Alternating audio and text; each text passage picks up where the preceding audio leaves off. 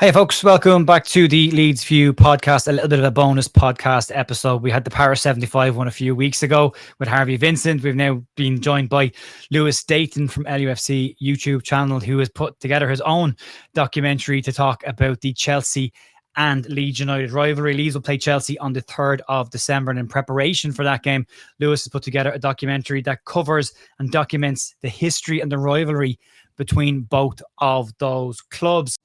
Once dubbed the most brutal in English football, this game has history. Is a grudge match that goes back 60 years. Beaten by, oh my goodness. And yet many people don't even know why. They pulled the biggest f***ing axe out of its coat I've ever seen. This is Leeds United versus Chelsea. This is Chelsea versus Leeds revisited. Feet flying all over the place. Filthiest FA Cup ever. Riot on the London Underground.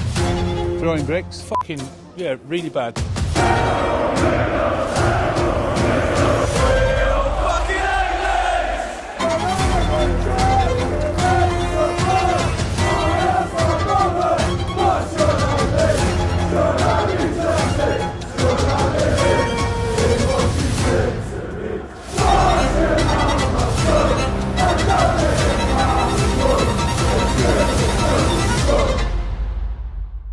So, Lewis, first things first, how are you? Welcome to the channel, and why did you do this? All right, mate. Thanks for having me on. Firstly, congratulations on the awards. Thanks very much. Got to get that in there. Award-winning Leeds View podcast now. All right, it's got to get. Don't be embarrassed, mate. People get sick of hearing that now in about a week. And why did I do it? I did it because Leeds' two main rivalries, how we perceive it, Man United, Chelsea. Obviously, going to the Galatasaray stuff as well, but domestically, Man United and Chelsea. I feel as though most people know of the animosity between Leeds and Man United, maybe don't necessarily know why, and further down the line I may do a documentary about that. But Leeds and Chelsea just seems to be a lot less known. Not even the reasons why, just that there is anything there. And that kind of frustrates me a lot, because even the people that do know about it think it's one-sided, and it absolutely is not, as this documentary proves. It absolutely is not. I've spoken to many a Chelsea fan in this documentary, and they and even the Chelsea fans I didn't speak to because they didn't want to. Yeah, it's still there. It's still there, mate. They do not like Leeds United. The Para 75 stuff was interesting because I grew up and I love Leeds history. I'm a sucker for sentimental older stuff as well with the club, and I'm a big believer in you should always remember your history and you should celebrate the history, the good and the bad, because sometimes the bad is what gives you your identity, or the club an identity, or in this case these rivalries a little bit of context and substance to them. So to get the one on Chelsea is really, really interesting because, again, I grew up and my dad was very much of the, you're not allowed like Chelsea, FA Cup final, let me tell you about this. So it was drilled into me as a kid. And you said before we came on that when you're putting this together, this is actually something that is passed down from grandfather to son, father to son, over the generations. Absolutely, yeah. As I say, we spoke to a lot of fans in this documentary, exclusive interviews with both Leeds and Chelsea fans. I will admit that Leeds more so say it's something that's passed down. Chelsea less so said it is, because they will teach their kids about Spurs or several other clubs that they've come into contact with over the years. Obviously, we'll get into the fact that both clubs went on very different trajectories in the early 2000s, and that's why it's ended up how it is now, how it's perceived now, and why a lot of people don't know about it, in all fairness. Again, everything's explored, the reasoning behind everything. But absolutely, it is something that's passed down, and we sort of tried to interview when we were down at Stamford Bridge on location, which, as I say, we'll get into, but we tried to sort of target fathers and sons, or mothers and sons, or mothers and daughters, or just that gap in generation, to try and get them both together and go, blah, blah, blah, blah, blah, Leeds United, yes, 1970, da-da-da-da-da, and the kids, they're like, what? But some actually were more than aware of it. So I would say it's more passed down on the Leeds side, because I think there's more bitterness there, and also a, not delusion, but just want or mentality that it's still where it was 20, 30 years ago, when in reality it's not. And we're, as you say, taught that you hate Chelsea and you hate Man United, and whereas I don't think it's as heavy on the Chelsea side, but there is absolutely still a lot of animosity there, and we'll get into the reasoning for that.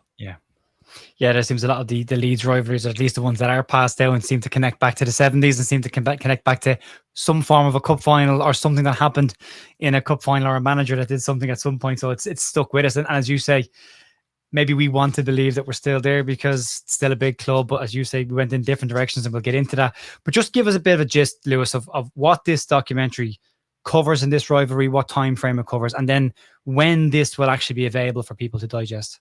This will be out Sunday the 30th at 6 p.m. If you're listening to this today, it's out at 6 p.m. tonight. But if you're not, it's out yesterday or the day before or whatever. And the reason I've done it and what it covers, firstly, delving more into the reason I've done it, I did one like this sort of years ago in lockdown, but it was, by my standards now, quite poor. There was no actual exclusive content in there. It didn't delve into it as much as I would have liked. It's not as in-depth, and there are things that are factually incorrect in it as well, which I do not like. This one is a lot more in-depth, a lot more factually correct, exclusive content, exclusive interviews with fans, features way more archive footage, perhaps rare archive footage that people haven't seen, along with rare images and newspaper articles. So there's an abundance of all that, which carries it on. It's presented and edited by myself. I had a cameraman work on it with me. I had a graphics guy work on it with me. So it's been a proper operation. I wanted it to be what I consider a TV level documentary. I hope it's perceived that way because there's a lot of work that's gone into it. It basically focuses on what is now 60 years of the rivalry, stemming from 1964 to 2024, which is obviously when we played them last in the FA Cup, ironically. Starting off with the competitive decade of 64 to 74, which notably features the 1970 FA Cup final, notoriously dubbed the most brutal game in English football history.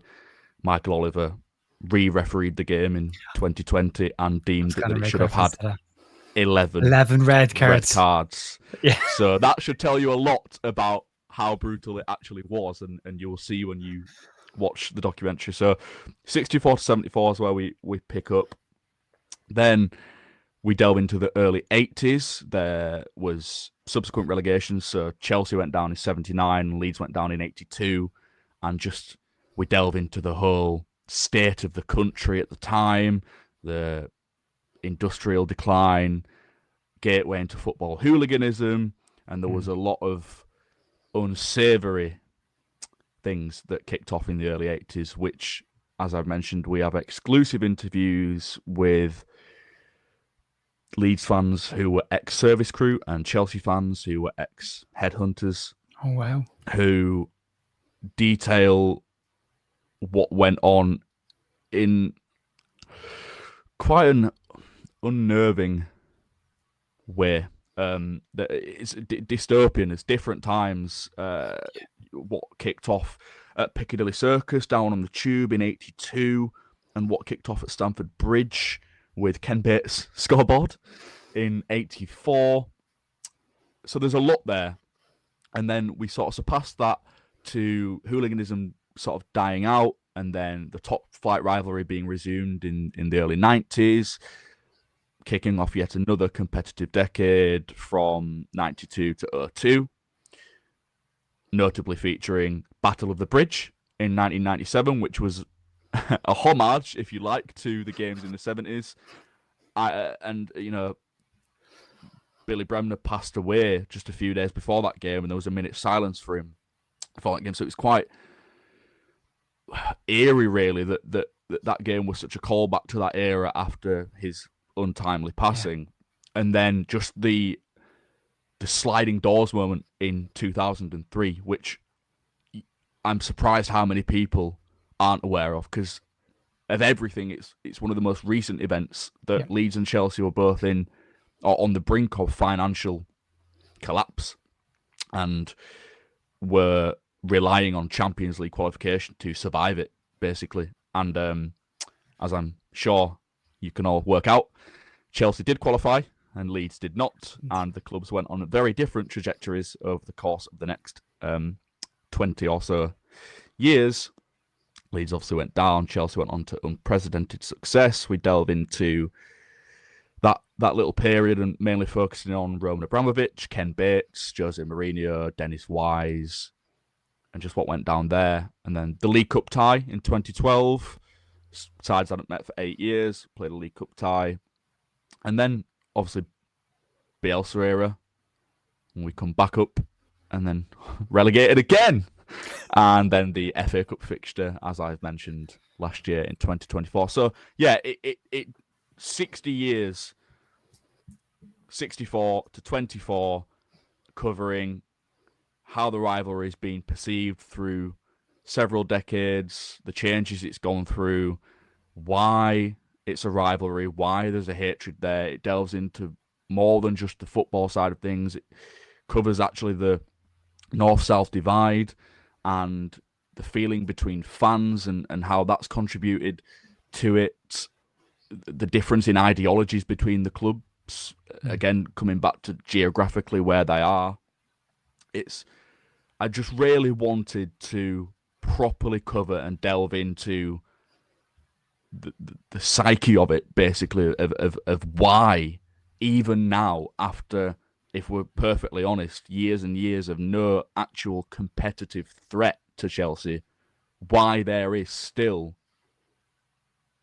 a situation where I go down to Stamford Bridge with a cameraman and a mic wanting to interview Chelsea fans ahead of their game against Ajax a few weeks ago about Leeds United, and several of them turned their nose up at the mention of the club and quite literally walked away from me. So, yeah. I was going to say, that had to be a little bit unnerving as well, because you don't know what kind of reaction you're going to get, especially from the more, say, the older, more hardline Chelsea fans. You're in their turf. You don't have any backup. It's not like you've got a load of Leeds fans behind you. It's just you on your own with a cameraman. That had to have been a little bit intimidating going down there. I know it's not as, it's a bit posher on camera now than it was maybe back in the 80s, but like, there's still an edge there at times. I think I was probably naive to how it would be received. I think even I expected it sort of to be a lot softer on their side. Now, I will state that it is more the older Chelsea fans. We did speak to a few younger and you know, there was absolutely no reaction or animosity there whatsoever. You'll see in the documentary that I sort of tee it up of, you know, why is there still something there now? And it sort of delves into the feeling between fans and stuff. And I sort of tee it up with, there's an entire generation that's grown up without any sort of rivalry. And it cues into a young Chelsea lad going, well, I don't have a clue. So there's quite a lot of that, but more the older Chelsea fans, and not ancient. Like we're talking late 30s, even early 40s, mid 40s that just did not want to speak about it at all. Like as soon as Leeds United were mentioned, it's like proper Cockney accent. Nah, I ain't interested, mate. Walk off. And I must state as well that the main difference between the documentary I did a few years ago on this and the one now is that one was from more a Leeds view. Pun absolutely intended. Yeah. It was more from a Leeds view, and I wanted this to be more neutral. I wanted it to be something that both Leeds and Chelsea fans could watch and be like, that's fair enough. That's fair enough. You know, I even at one point said Leeds are just a very bitter fan base when it comes to things like this. And the fact that Chelsea went on to unprecedented success and that could well have been Leeds if things had gone differently in 03. Absolutely, mate. Someone literally says those words. It should have been us. It could have been us. And there's a lot of bitterness harboured there. And I wanted to properly delve into that. I wanted it to be neutral. And also just for fans that are neutral. Just to watch it and be like, oh, I didn't know that. Or that's really interesting. Or no way. Or, you know, how have I never known about this? Because there's so much in there, mate, that even I, going through hours and hours and hours and hours of prep and planning and research and gathering things, newspaper articles, images, archive footage. As I say, I'm sort of sat there like, no way, or, you know, the best thing about editing something and putting something together is when there's a narrative, and not a narrative that you've spun, just that it starts to pop out to you. It starts to thread itself through the whole thing. Yeah, absolutely. Yeah. And you sort of start to piece it together of why that happened and why he ended up there and why he said that and why they had that scrap and all these things. It's one thing that leads to another, and it is generations that pass it on from each other, even down to the generation that was around during the 1970 Cup final will then pass that down to the generation that then came up in the 90s, and then so forth. So that's... And then we end up with Ken Bates in League One. And then we end up with Ken Bates. And again, all that's delved into. It's just so much to sort of... I mean... You'll have to watch it, people. You'll have to watch it. But there's so much that it's sort of hard to explain in a setting like this. But it's astonishing how much there is to unpack. Yeah, it's not a Bayern Munich one where it's an individual incident or an individual game that dictates a moment in time. This has had lots of crossing over moments over decades of time, over the different years. It's fascinating. And it's great for new Leeds fans or younger Leeds fans, because even during the League One days, we still sang songs about Chelsea, and if you're new to that, again, same as new fans who would come into a ground and wonder, well, why are Leeds fans singing "We Are Champions of Europe"? There's a reason for that, and it's part of the club's heritage. And it's not always the stuff that the club will cover anymore, because the club kind of want the more positive memories of the club's history, whereas the fans that are in the stands and are singing the songs, there's younger fans and newer fans coming in going, I don't understand why we're singing that song, or why we got a rivalry with Chelsea. Where's that come from? Yeah. And now there's some information out there to actually help them to understand that rivalry and maybe carry it on themselves and pass it on them to their kids. The next that come along, hopefully we'll have a successful generation in and around the Premier League to come. Fingers crossed this season doesn't keep going the way it's going. But we'll wait and see.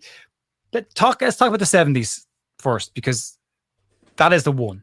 That is the catalyst that kickstarts the whole thing. And it's in an era where Leeds are just having it, most successful team in Leeds history. That generation Leeds are who Leeds are now because of that team.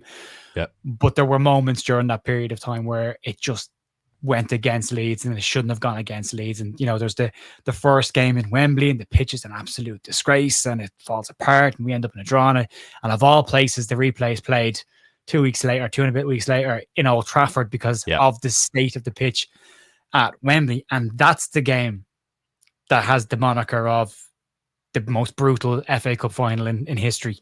Yep. And it is horrendous, some of the tackles. Eddie Gray got a tackle on the back of the leg that just pretty much wiped him out for the rest of the game. Ron Harris, horrendous chopper, And Chopper was absolutely just given the instruction to take Eddie Gray out of the game. That's living up to his name in that game. Absolutely. Because Eddie was so effective at Wembley, the instruction for Ron Harris in the replay was evidently just take him out of the game, because he's causing us problems. And if you take him out of the game early, which he did, absolutely took him out of the game early, and then he just wasn't effective for the rest of the game. It was things like that were going on, which now, as we mentioned, you can take a player out of the game, but you're not staying on the pitch. He did stay on the pitch. Yeah. He didn't get booked. There was a kung fu kick aimed at Billy Bremner's head as well. Yep. Which again, play continued. Ref didn't even stop the game. No one came to check on him. Whereas now you'd have paramedics rushing onto the pitch. And he got up and he got battered time and time again after that in that game, because again, Billy Bremner was obviously at the time one of the best players in the world, and Chelsea's mentality evidently was, if we take him out the game, and we take him out the game, and we take him out the game. And I also think Leeds were a bit shocked, actually, because Southerners in general, again, that's why I wanted to delve into, away from football, just how Northerners view Southerners and vice versa. Southerners were viewed as softer and more flash teams than Northern teams were. And I think Leeds had been quite shocked, not necessarily in that final, but the years leading up to it, how violent or how physical those Chelsea teams could be. And that's why the games were so good, because Chelsea sort of matched that brutality of Leeds, and Leeds matched that flash football that Chelsea were playing, because Leeds had picked up a load of tricks in European football that they then implemented into the domestic game, which a lot of clubs didn't like because they're not playing the English way, which is bizarre. I mean, you look at football now, and it's Right. what is the English way? There's so many styles of football now. I mean, look at how Pep transformed the game. Yeah. And now things are sort of reverting back to maybe what some people would consider the English way, where everything's set pieces.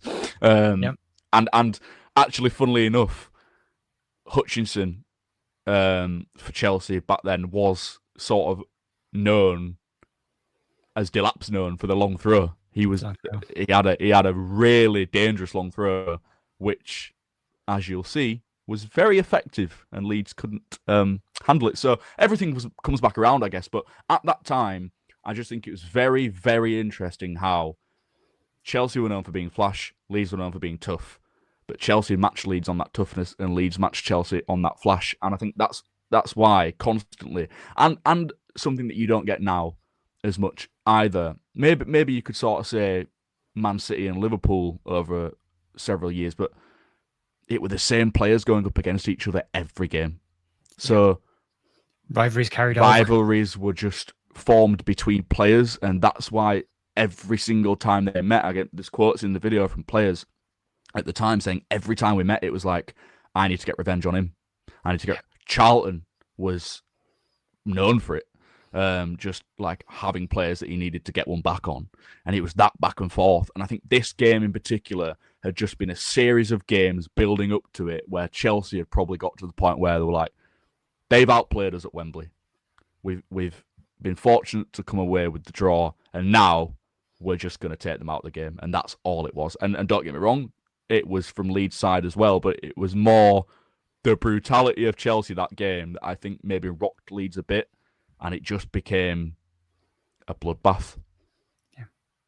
Yeah, and it was a long throw and a diving header that ended up winning the game in extra time for Chelsea in that one as well. So again, Leeds feel a bit hard done by. To go back to the thing that we talked about the referee, again, Michael Oliver did do a modern day review of it and estimate there should have been 11 red cards given out on the game. Yeah. The referee on the night, Eric Jennings, gave one yellow card in the entire game, including extra time, which again, I know it's a different era, but it tells you everything you need to know about. There's a newspaper article. There's a newspaper article I dug out at the time. I couldn't tell you where it was from off the top of my head now because I've got so many things in my head from the planning. But that actually said there should have been 6 red cards, and that was at the time. So that tells you a lot about how the game was it was allowed to play on a lot more back then. It was a lot more of a physical game. But even then, for someone to say there should have been 6 red cards tells you how bad it was. I mean, even as I say, when you watch it, you're genuinely sat there like, how has the game not been stopped at the very least? It's what some of the worst challenges you've ever seen in any football game. It'd be one of those where even take one of those challenges out now, as you mentioned, the high kick to Bremner's face. Yeah. That'd be something now that if that happened in, say, a Brentford Spurs game, it would be everywhere. It would be absolutely everywhere because people would be like, that is terrible. Like when, can't remember, when Son broke someone's leg. Oh, yeah. Yeah, he was in tears after that himself. That was viral. It was, and people couldn't believe what they were looking at. You watch this, and it's just one after another, after another, after another, and the game's just allowed to go on. It's bizarre. Absolutely bizarre. It's trying to take your brain out of the modern era and put it back to them where it was maybe not necessarily commonplace, but tough tackles were part and parcel of the game, and it was a tough man sport, and you got on with things, and you got up and you played. And where now it's the opposite. Now you get someone brushes off the hair on your arm, and you're down for 15 minutes getting treatment. So it's changed an awful lot. But Lewis, after that era, we then get into the relegations and the kickoff of probably the most unsavory time in UK football and global football, actually, at that time, specifically in Europe. And that was where the rise of hooliganism in sport. And then that rivalry again kicks off between Leeds and Chelsea. Yeah, I think, as I've mentioned, the state of the country at the time had a lot to do with hooliganism becoming rife in British football. And the fact that Leeds and Chelsea had both been relegated to the second division within the space of 3 years, it just sort of set it up. the football itself had become less the focal point, and the rivalry off the pitch was becoming the more reported, and it had the more headlines. And firstly, the biggest thing is when it kicked off at Piccadilly Circus down on the Tube in 1982, and that was bad. News of the World called it the bloody Battle of Platform 4, which I think tells you all you need to know. I was very fortunate to have people willing to speak. Don't get me wrong, there's a lot that said no outright, which I'm sure, as you can expect, because it's not a nice thing to remember, not a nice thing to speak about now when you're a lot older and you might have family and you've got kids and you've got a stable job, and it's just not something you really want to reflect on, I guess, which I absolutely understood and was respectful of that. I never pushed anyone, but the people who were absolutely up for speaking about it, very fortunate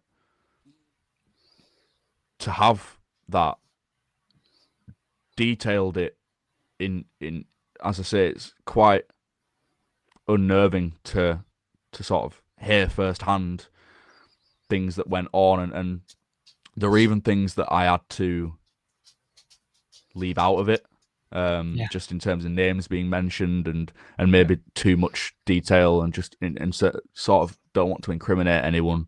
But what is said, I think a lot of people will find. I mean, I know people are aware that there was a lot of hooliganism and things that kicked off in the 80s, but when you sort of have someone telling you firsthand in detail that scaffolding poles and bricks and concrete, to name but a few things, were used, and you know, like I say, bloody battle speaks for itself. People falling on train tracks, an element of whether the police were, let's say, equipped to deal with it or wanted to deal with it. Not even just whether the police were, what's the word, legit. And that's not me saying that. That's the feeling that certain people had back then. For example, Leeds fans were sent down onto the Tube so far, and police wouldn't let them go back, and then they just left them to their own devices, and then a train of Chelsea fans turned up, and there's a I don't know sort of how much of this made it into audience situation, isn't it? Yeah, I don't know how much of this sort of made it into the documentary, because sometimes when you're editing things, certain things don't fit the narrative, or you know, it sort of seems a bit out of place. But I did have people say to me essentially that they felt it was odd at the time how they couldn't have been aware that sending them down there and that there would have been a train full of Chelsea fans coming to that stop. So they felt it was sort of a setup, and the fact that all the Leeds fans were arrested and all the Chelsea fans were let go. 153 Leeds fans were arrested, and the Chelsea fans were allowed to leave back on the Tube. So I don't sort of want to go into too much detail, because I do want people to sort of watch and hear it from the people who were there firsthand. But it's dystopian now to sort of hear things like that, and you can absolutely, as I say, understand why that happened, and it was this sort of cult mentality, or the feeling of belonging to something that at the time, the way things were going in the country, people needed. And I'm not saying that that's the right way to go about it, and I think a lot of people would agree with that now, but it was just a buzz that they got from it. And in the same way that players like Harris and Gray and maybe Hunter and Osgood had drawn rivalries with each other in that decade between 64 and 74, there were fans on both sides that equally drew rivalries with each other, and every time they met, it was just this buzz of like fighting with each other. And it's this thing that I think only if you're in it or experience it, you could probably fully understand the reasoning behind it. But I tried the best I could to sort of get that across to the audience.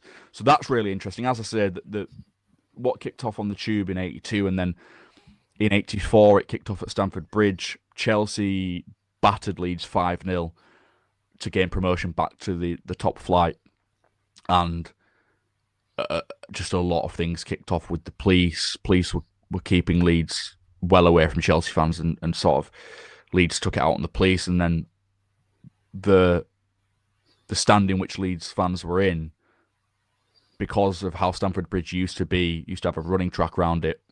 Car park as well. The car sales part was in it as well, wasn't it? Yeah, which got quite heavily damaged, and because the stand was sort of crumbling, there's a lot of concrete to hand that Leeds fans were just picking up and lobbing at Chelsea fans. It's coming back, and then see you had that. I mean, and you got police in the firing line and police horses in the firing line, and then you shouldn't laugh really, but quite comically the way that it's recollected. Leeds fans just took frustrations out on the scoreboard, which was Ken Bates, who was owner of Chelsea at the time. Which again, I mean, like I say, these narratives, absolutely. His pride and joy at the time, and Leeds fans were just smashing bulb by bulb by bulb, and it's comical just the way in which it's described by people who were there.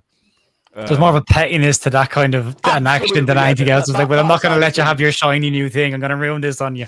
Yeah, that side of things, it's no one's being harmed. It's just that side of things. Bates' ego. You can sort of laugh at that a bit. But again, it was quite violent and kicked off outside Fulham Broadway Tube Station on the same day. There was the sort of big street head-to-head fight where beer glasses and stuff were being thrown. So, it sort of gets to the point where you speak to so many people, and I wanted it so when you watch it, it's very much one story is being told, but it sort of hops from person to person to person because they're all telling the same story. Just some may describe it better than others, and so you sort of very much understand what's going on, but it's just person to person to person. And from my point of view, when speaking to these people firsthand and sort of hearing it over and over and over, that coach windows were being put through and car windows were being put through and bricks were being thrown and glasses were being thrown and there was blood and all this stuff, you sort of get to the point where you're like, it just wasn't normal back then. Maybe there was an edge to it with Leeds and Chelsea, but you read up on football hooliganism back in the day. I mean, there was a massive pitch battle between Leeds and Birmingham at one point. And now you'd sort, because obviously the Zulu, and just, it's just a different time. And back then, you've got people saying to me that, it was normal to go back to Leeds with no windows. It's like, what? Just we I mean, it's such different. We complain if there's a bit of a draft coming through like the side door on the coach now. Do you know what I mean? Like we'll be there like, honestly, because we coach every away game. We may get trained sometimes, but most of them are like, will you turn the heating down or will you put the aircon on? It's like, could you imagine just going? Like, it's just normal to go back to Leeds. 3-4-hour journey with no windows through. So it is sort of like. It's comical when you compare it like that, but that was the 80s, and then just to sort of tee up. We go on a footballing journey, thankfully, after that with the rivalry. It goes in a different direction. Then Ken Bates comes back around. I don't want to take everything away from what you've done. I want people to go and watch it as well, but it does become more of a footballing story into the 90s and early 90s then, and ironically then we end up with an ex-Chelsea hero, I suppose, the best way to put him in Dennis Wise as our manager. And funny enough, Dennis Wise still not liked by Leeds fans. Gus Poyet, no, most people haven't got a problem with Gus at all. No. And then you've got Ken Bates, who famously said he wouldn't rest until Leeds United was put out of football, and then takes over Leeds at probably Leeds' lowest moment of the modern era. Yeah, so it was. Again, we speak about these narratives. It was after that 84 game where the scoreboard got smashed up that Ken Bates did famously say, I will do everything in my power to kick Leeds United out of the Football League. Fans are the scum of the earth, blah, blah, blah. And he just about did in the end. He tried it. He did, yeah. Obviously, took Leeds United over when Chelsea... Again, when the clubs went on different trajectories, it's sort of like, right, Chelsea qualify for Champions League football. They get this big £1 billion takeover. Ken Bates sells up, and then 7 months later he's buying Leeds United, and I couldn't believe that happened. I still can't, because I'm in my 20s when that happens, late 20s when that happens. And I remember getting a text off someone saying, Ken Bates just bought Leeds. And I was like, what? Yeah. Bates hates Leeds. Why would he come anywhere near Leeds? And then straight away your head went to, he's going to wind us up, isn't he? Yep. And, that's a whole sort of separate thing, which I'll be honest, I didn't spend too much time delving too much into, in the same way that I completely avoided the whole thing with Frank Lampard and Derby County and the playoffs and all that, because I just thought it's clutching at straws a bit. And I did that. It's in adjacent more than anything else. And it sort of looks a bit. Don't get me wrong. I could maybe have spent a minute saying sort of like, we're so desperate to have that rivalry with Chelsea that we're now even grasping at straws because Frank Lampard once played for them and Gianfranco Zola once played for Chelsea. So it's this big game against Watford when we stopped them getting playoffs that year in I think it was 2014. And that's sort of how desperate Leeds fans became, whereas Chelsea are just cracking on win a major trophy every year, and sort of Leeds being a bit of an afterthought, which again, I cover all that mentality. But yeah, that period of... It's like a bad ex, isn't it? Yeah, absolutely, mate. She's not thinking about you anymore. You can't get her out of your head. Get her out of your head. But there's a lot to be said for that comparison, because it's just, I think that Leeds mentality, the fan base mentality, goes further than that. I think you could probably do a documentary in itself on the mentality of Leeds fans thinking that the club is somewhere where it's not. And there's a lot of positives for that. The atmosphere sort of retained, and Ellen Road, it's quite unchanged in terms of comparing it now to maybe 20 years ago, because of that mentality that we're still this club and blah, blah, blah. It's still it's special. I mean, even heard Aston Villa fans talking about, I don't know, this weekend, saying it's still a special ground to go to, and it's so much better than any other grounds in the Premier League. Untouched because it's kept that soul. Yeah, it's untouched by the as I call it, the liquidization of modern football. Whereas your grounds like Old Trafford and Anfield have maybe suffered more so because of that reason. So I think that period where the clubs went on very different trajectories, obviously, as I say, Chelsea getting their £1 billion takeover and Ken Bates taking over Leeds, and then it's bizarre because obviously the response to that was Ken Bates, Chelsea, hates Leeds, get out. Then to go one further and appoint Chelsea's biggest, one of Chelsea's best players ever, Chelsea legend, Dennis Wise. Epitomised everything Chelsea stood for as well. Who, do you know what? In fairness, and I don't touch too much on this, but in fairness, when he came in, actually said, I want Leeds to be like the Leeds of old. I want them to be a bit rougher and sort of take it to teams. And I don't think he necessarily, which you could argue Bates did, I don't think he necessarily came into the job thinking I'm going to take Leeds as far down as possible. Yeah. I don't even think Bates thought that. I think it's interesting to delve into that. My personal opinion is that he just got it. He's just well out of his depth. I don't think his feeling about Leeds from 84 to 2004 would have been the same. We were sort of a bit of a different club, different identity. The fans weren't like that anymore. It'd been a long time since that, and I'm not sticking up for Ken Bates at all because he was absolutely dreadful. And that period was dreadful. And that's my childhood. Is Ken Bates empty grounds. Legion. Oh, absolutely, mate. So, but I don't think it's very easy to spin that narrative of he said he was going to destroy Leeds United and then he bought us and did. It's very easy to say that, but in actual fact, he probably just was well out of his depth, got it very wrong, and then in the end, you could probably say that it did come down to money and just sort of seeing how he could opportunistic stuff more than anything else. Business over football.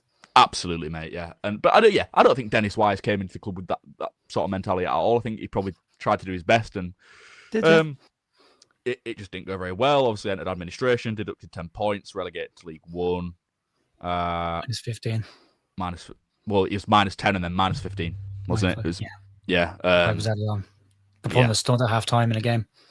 Yeah. I remember the Ipswich game. Yeah. When the fans in the middle of the pitch. But anyway, getting to which is the depression of Leeds United, which is very easy to do. It's very fun. It's very, very, very much in my mind of that era. I was probably starting to go to Leeds games and afford to be able to get to Elland Road for the first time in my life as a Leeds fan. So I was, that era of Leeds was very front and center in my mind, especially from a live perspective. But yeah, I mean, I think you're right. I mean, he started off pretty well. I mean, did really, really well. Gus did a cracking job as well at the club. Yeah. Ironically, I think we wanted Gus to stay on after Dennis Wise left. I think the Leeds fan wanted Gus back a couple of times. So yeah, so it's a fascinating rivalry. It's one that will definitely not be at the same level it was come Wednesday night, but no. It's an interesting stuff. So again, Lewis, we're recording this on Sunday. This is going out Sunday morning. You're having this out on Sunday evening, 6 o'clock. Is that right? Yeah. 6 o'clock. Great. Sunday evening. Brilliant. Well, folks, you can check it out. It will be linked, or Lewis's channel will be linked down below in the description for this, but just check out LUFC Lewis on YouTube. Probably very aware of where Lewis is anyway.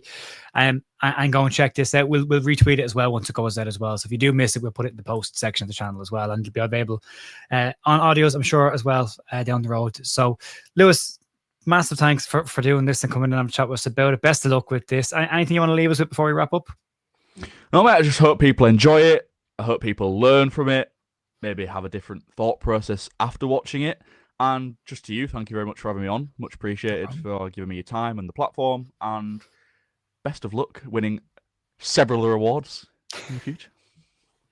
As I say, everyone's getting browned off with that one already, but yeah, I'll take it while it's there. Folks, thanks very much for joining us. Nice to get this as well. We've had the Paris 75 one as well, now this as well. So it's great to have these moments in Leeds United's history, especially for the newer fans. I know we have people who watch the channel from Australia, from South Africa, from America, Canada, even South America, parts of South America as well. So yeah, I hope this was useful. Make sure you go check it out. It's very worthwhile watching as well. And then back on Monday morning for the Leeds News podcast out Tuesday. We've got Chelsea Wednesday. And then we'll see how we go after that. No doubt there'll be plenty to talk about. Folks, have a great rest of your day and your weekend. Talk to you soon. See you later. Bye.